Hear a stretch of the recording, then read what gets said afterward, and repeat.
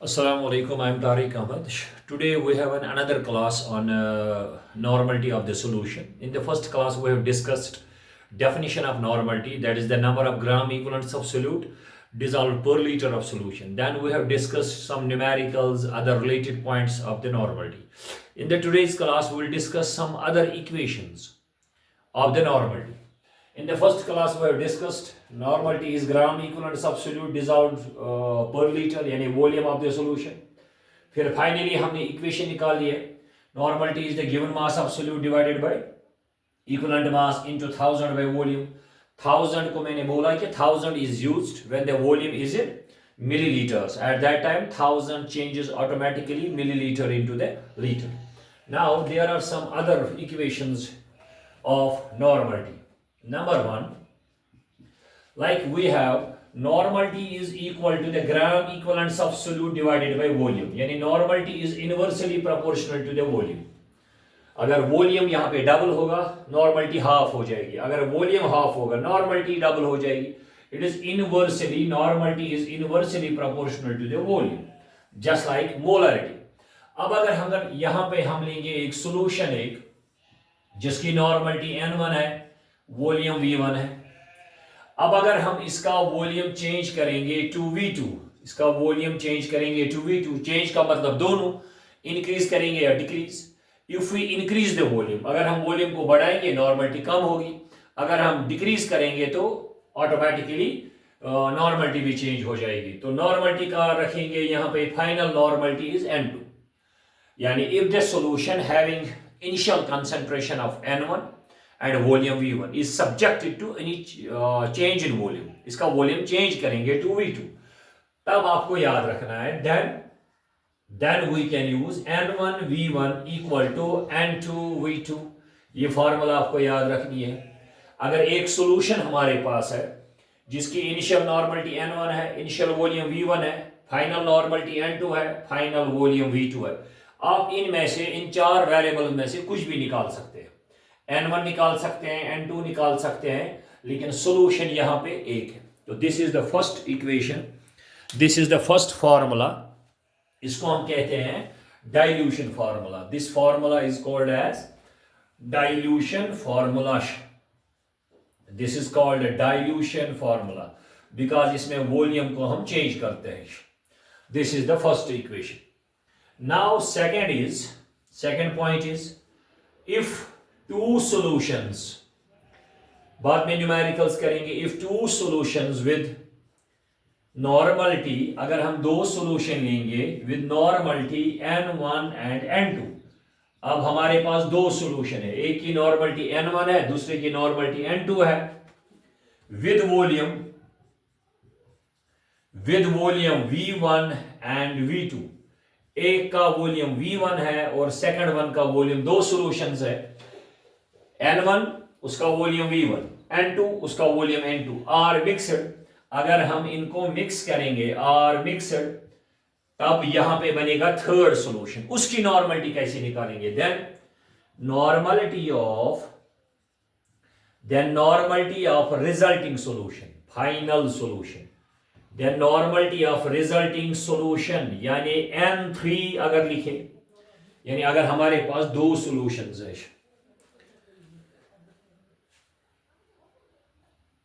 अगर हमारे पास दो सॉल्यूशन है, एक की नॉर्मलिटी n1 है, दूसरे की नॉर्मलिटी n2 है, एक का वॉल्यूम v1 है, दूसरे का v2 है, इनको मिक्स करेंगे, यहां पे बनेगा थर्ड सॉल्यूशन. उसकी नॉर्मलिटी का क्या निशान रखेंगे हम? n3. तो वो बराबर होगी n1 v1 plus n2 v2 divided by v1 plus v2. This is the second equation of normality. एक और इक्वेशन है हमारे पास, लेकिन यहां पे दो सॉल्यूशंस को हम मिक्स कर रहे हैं. If we mix two solutions, usually अक्सर ये होता है फॉर एसिड एंड बेस. अगर हम एसिड और बेस करेंगे मिक्स, तो वहां पे बनेगा थर्ड सॉल्यूशन, तो उसकी नॉर्मलिटी को हम निशान रखेंगे n3. ठीक है, तो ये फार्मूला यूज करेंगे for the mixing of two solutions. Now we have another type. किसी क्वेश्चन में होता है गिवन, वहां पे होता है गिवन परसेंटेज, मास परसेंटेज होती है गिवन, या वॉल्यूम परसेंटेज. तो टाइम कम होता है एग्जाम में, at that time how we can calculate normality. तो मैं एक फॉर्मूला आपको लिख के देता हूं, वो आप ट्राई करो। Third point, if mass volume percentage, ये याद रखना है, mass volume percentage is given, then अगर क्वेश्चन में गिवन होगा percentage, mass volume percentage, then normality is equal to, normality को हम शॉर्ट में निकाल सकते हैं, परसेंटेज जो गिवन होगा into 10 divided by equivalent weight of the solute. ये एक शॉर्ट फार्मूला है। By this formula we can easily calculate the normality अगर होगी मास परसेंटेज। मास परसेंटेज का मतलब यहां मैं समझाऊंगा। अगर होगा given W means weight, 20% mass by volume, इसका मतलब है 20 gram solute and volume 100 ml solution. ये याद रखना है, मास वॉल्यूम परसेंटेज अगर गिवन होगा 20%, W by V हमने इसका निशान रखा, it means 20 gram of solute dissolved in 100 ml solution. इसी तरह अगर आपके पास होगा 10% mass by volume, it is 10 gram solute and 100 ml solution, तो परसेंटेज में यहां पे volume of the solution is 100 ml। आप इस वाले क्वेश्चन को नॉर्मली भी कर सकते हैं। मान लो हमारे पास एक क्वेश्चन है, एक न्यूमेरिकल इस पे लिखेंगे हम, कैलकुलेट नॉर्मलिटी ऑफ 10%, लेकिन मैं यहां लिखूंगा W by V, it is mass by volume, 10%, late it B sulphuric acid aqueous H2SO4 solution, H2SO4 solution. अगर स्टूडेंट को ये फॉर्मूला डायरेक्ट याद है तो वो डायरेक्ट आंसर निकाल सकता है, अदरवाइज वो नॉर्मलिटी की जो अपनी फॉर्मूला है, given mass divided by equivalent mass into 1000, उससे भी निकाल सकते हैं। पहले इससे निकालेंगे, शॉर्टकट फॉर्मूला से निकालेंगे। Percentage is 10, mass percentage formula का 10, यहां पे सल्फ्यूरिक एसिड है, सल्फ्यूरिक एसिड का इक्विवेलेंट मास, वो मैंने इससे पहले आपको बोला, सल्फ्यूरिक एसिड का इक्विवेलेंट मास होता है, इसका इक्विवेलेंट मास होता है एसिड का, अगर आपको याद होगा, मॉलिक्यूलर मास डिवाइडेड बाय 2, इसका मॉलिक्यूलर मास 98 है, divided by 2, that will be equal to the, acid का रूल है molar mass divided by the basicity, तो यहां पे आएगा 98 divided by 2 and this will be equal to the 49, तो यहां पे लगाएंगे 49, शॉर्टकट 100 डिवाइडेड बाय 49, ऑलमोस्ट ये 50 है, तो अप्रोक्सीमेटली आंसर आएगा 2.1 समथिंग नॉर्मल। तो अगर आपको फार्मूला याद है तो आप डायरेक्ट निकाल सकते हैं इस वाले फार्मूला से, normality is equal to the percentage into 10 divided by the equivalent mass of the solute. लेकिन इस क्वेश्चन को हम रूटीन फार्मूला से, जो आप हमारी अपनी फार्मूला, उससे भी कर सकते हैं। पहले आप लिखो इसको, अगर आपको इक्वेशन याद रहेगी, percentage into 10 divided by the equivalent mass of solute, लेकिन आपको निकालना है सोल्यूट का इक्विवेलेंट मास, तो हम निकाल सकते हैं यहां पे नॉर्मलिटी ऑफ द सॉल्यूशन।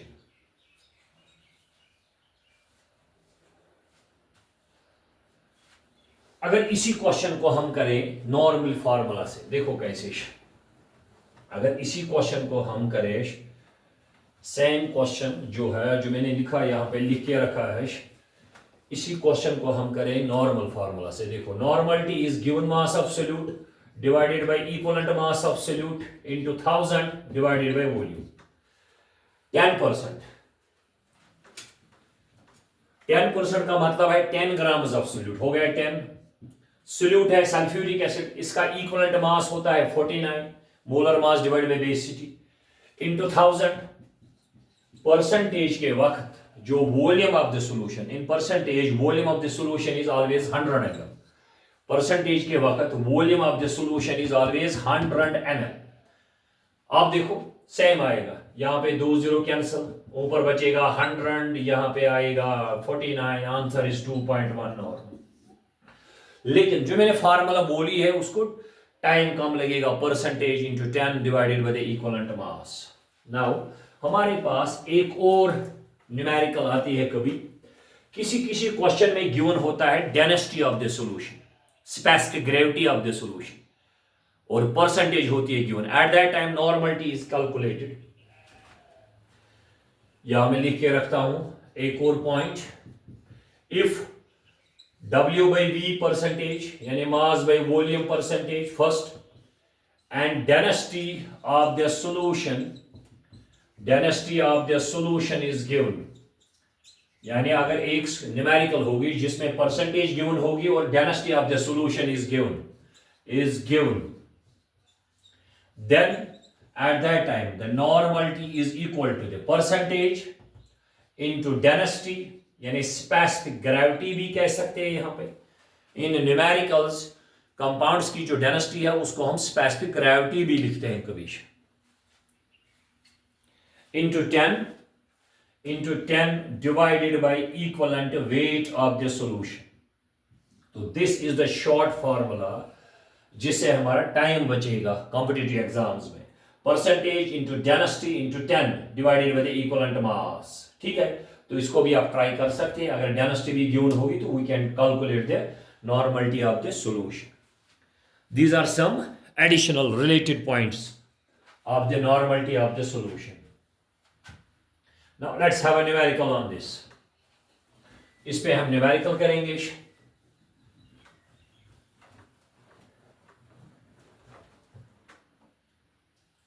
आसान होगा क्वेश्चन। कैलकुलेट नॉर्मलिटी ऑफ 20%, लेकिन परसेंटेज होनी चाहिए मास by volume percentage 20% of NaOH caustic soda, sodium hydroxide है ये, विद स्पेसिफिक ग्रेविटी। इसमें नहीं टेंशन लेना है, स्पेसिफिक सर ने लिखा specific gravity means density. With specific gravity as let it be 1.2 gram by centimetre cube mass by volume. तो जिसको फॉर्मूला याद रहेगी, percentage into density into 10 divided by equivalent weight of the solute. Percentage is 20, density is 1.2 into the 10 formula का, यानी ये वाली formula आप use कर सकते हो। These are equations which we can use in competitive exams. Percentage into density into 10 divided by equivalent mass. यहां पे देखो सोडियम हाइड्रोक्साइड बेस है। बेस के लिए रूल है, इसका इक्विवेलेंट मास आता है molar mass divided by acidity. इसका मोलर मास है 40 सोडियम हाइड्रोक्साइड का, इसकी एसिडिटी है 1। एसिडिटी क्या होती है? Number of OH negative ion, यानी इसका इक्विवेलेंट मास भी आएगा 40, क्योंकि इसका मोलर मास 40 है। एसिडिटी इसमें कितने OH नेगेटिव आयन है? 1, तो यहां पे 40 आएगा। पहले चेक करो, ये हमने इससे पहले ही पढ़ा है। Equivalent mass we have already discussed. यहां पे 0 0 कट होगा, 4 1 और 4 5 और 20, फिर बचेगा 5 इंटू 1.2 5 2 और 10 पॉइंट, और ये हो गया 6 नॉर्मल सॉल्यूशन आएगा आंसर। लेकिन ये उसी स्टूडेंट को आएगा जिसको ये इक्वेशन याद रहेगी। Percentage into the density into 10 divided by the equivalent mass of the solution. These are some additional equations and related points of normality. Now we have relation between normality and molarity. अगर आपको अब ढूंढना होगा normality और molarity में relation. Molarity में क्या होता है? मोलर मास। नॉर्मलिटी में होता है इक्विवेलेंट मास। अगर सॉल्यूशन सेम हम लेंगे, if we write let us take a same solution जिसमें सोल्यूट भी सेम रहेगा, वॉल्यूम भी सेम रहेगा, मास भी सेम रहेगा, तो हम इक्वेशंस को रिलेट कर सकते हैं। तो यहां पे हम लिखेंगे relation between normality and molarity. What is the relation between molarity and normality? We know that normality for a same solution for a same solution, अगर सोल्यूशन एक ही रहेगा, अगर सोल्यूशन एक ही होगा, सोल्यूट भी वही रहेगा, सॉल्वेंट भी वही होगा, वॉल्यूम भी सेम होगा, in this case this formula can be derived. For a same solution, normality is given mass of solute divided by the equivalent mass into 1000 divided by the volume. Also, molarity is equal to the given mass of solute divided by the molar mass of solute. ये हमने पहले ही discuss किया है molarity, कि molarity होती है given mass divided by the molecular mass, molar mass, into the 1000 divided by the volume. अब यहां पे नाउ इन दो को डिवाइड करो, normality divided by the molarity, normality divided by molarity, इनको यहां पे डिवाइड करो. अगर सॉल्यूशन एक ही होगा, solute, solvent and volume everything is same, at that time normality ये मोलारिटी है. देखो 1000 cancel, volume cancel, given mass of solute, अगर सोल्यूट एक ही होगा, मैंने लिखा ना for the same solution, given mass cancel होगा, फिर क्या बचा, यहां पे रहा ऊपर 1 divided by the equivalent mass whole divided by, यहां पे रहेगा 1 divided by the molecular mass of solute. Normality divided by molarity is equal to 1 divided by the equivalent mass of solute and whole divided by 1 divided by molar mass of solute. अब इसको थोड़ा adjust करेंगे, normality divided by molarity, इसका होगा reciprocal, ऊपर आएगा molar mass of solute divided by the equivalent mass of solute. And what is the relation between molarity and the normality, cross multiple करो, normality is equal to the molarity into the molar mass, this is the molar mass divided by this is the equivalent mass of the solute. This is the final equation जो आपको याद रखनी है. Normality is equal to the molarity into molar mass of solute divided by the equivalent mass of the solute. From this equation we can calculate molarity. Normality होगी given, normality given होगी, molarity निकालेंगे. अब इसको हम थोड़ा change करते हैं, मगर ये तब है when the solution is same, when the solute, volume, everything is same, then we can have a relation between normality equal to molarity into molar mass divided by the equivalent mass of the solute. Now this formula can be adjusted. अब आप देखो इधर, now we have normality is molarity into molar mass of the solute divided by equivalent mass of the solute divided by equivalent mass of the solute. तो अब हम क्या करेंगे, number 1 point, for acid, ये आपको याद रखना है, for acid normality is equal to molarity into basicity. ये है फर्स्ट. सर कैसे होगा, गौर से देखो, अगर एसिड होगा, एसिड का इक्विवेलेंट मास आता है, एसिड का इक्विवेलेंट मास आता है molar mass divided by basicity, molar mass divided by basicity. तो जरा यहां पे निकालो बेसिसिटी, बेसिसिटी होगी बराबर molar mass divided by equivalent mass. यानी for acid we already know that molar mass equivalent mass equal to molar mass divided by basicity, basicity होगी बराबर molar mass divided by equivalent mass. तो हम क्यों नहीं acid को यहां पे इक्वेशन में molar mass divided by equivalent mass की जगह क्या लिख सकते हैं, we can write here basicity. इसी तरह for base normality equal to molarity into acidity. तो आप हर एक के लिए लिख सकते हो. For salt normality equal to molarity into the charge.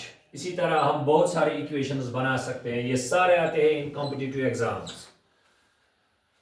You can calculate normality from molarity. Molarity can be calculated from normality by knowing these terms. This is the general normality equal to molarity into molar mass divided by the equivalent mass. But इसको हम acid के लिए ऐसे कर सकते हैं change, basicity, acidity and here charge for the salt. Now let's have some numericals, short numericals on it. Easy questions होते हैं इसमें. देखो कितने आसान से questions होते हैं. calculate normality of 2 molar sulphuric acid. ये है आपका क्वेश्चन, जबानी कर सकते हैं। तो normality is equal to the molarity, this is acid, यहां पे आएगा बेसिसिटी। तो normality is equal to molarity 2 है, इसकी बेसिसिटी होगी ये number of H positive ion, तो यहां पे 2 आएगा।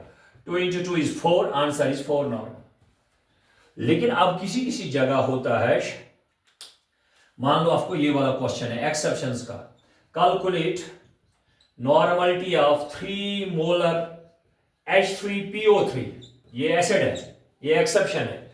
हमें लगता है इसकी बेसिसिटी 3 है बिकॉज इसमें 3 H है। नहीं, ये मैंने इससे पहले वाली क्लास में ऑलरेडी आपको बोला, फास्फोरस एसिड इसकी बेसिसिटी है 2, it is dibasic. This is dibasic not tribasic. ये मैंने बोला क्यों, ये फास्फोरस के 3 एसिड्स होते हैं, ये एक्सेप्शनल में आता है, it is not tribasic, it is a dibasic acid, it gives only 2 H positive. लेकिन जब इसकी आप नॉर्मलिटी निकालोगे, normality equal to molarity into basicity, तो मोलरिटी यहां पे 3 है, बेसिसिटी यहां पे 3 नहीं है क्योंकि ये एक्सेप्शन में है। आप 3 लिखोगे नहीं, ये गलत है, इसका एक्सेप्शन है। ये मैं अभी दिखाऊंगा अलग, फिर से वापस दिखाऊंगा, लेकिन फिलहाल आप याद रखो इसकी बेसिसिटी 2 है। तो यहां पे आएगा 6 normal solution.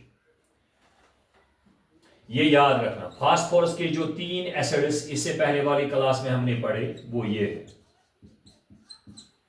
This is phosphoric acid, this is phosphorous acid, this is hypophosphorous acid. It is tribasic, यानी ये नॉर्मल है, ये बराबर हमें देता है 3 H positive. It is dibasic, ये एक्सेप्शन में, ये मोनो बेसिक है। ये स्ट्रक्चर से हमें पता चलता है कि हमें लगता है ये तीनों है ट्राई बेसिक, इन तीनों में है 3 H positive 3 H positive, but it is tribasic, it is dibasic, it is monobasic acid.